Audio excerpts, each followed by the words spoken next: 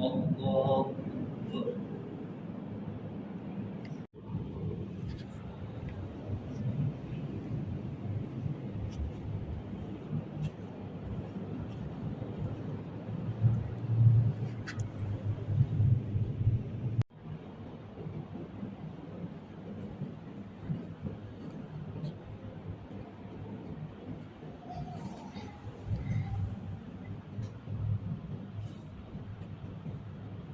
अभी मैंने आपके सामने सजदे का दुरुस्त और गलत तरीका बयान किया। सबसे पहली बात याद रखें, जब हमने सजदे में जाना सबसे पहले अपने हाथों को ज़मीन पर लगाना है और उसके बाद दूसरा, नबी करीम सल्लल्लाहु अलैहि वसल्लम की सही बुखारी में हदीस है कि सजदा जो है वो 7 अज़ा पर होता है।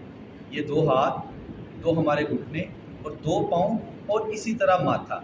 और इसके लिए एक ज़रूरी बात है कि जब तक हमारा नाक नहीं लगेगा फिर हमारा माथा भी सही तरीके के साथ नहीं लगेगा।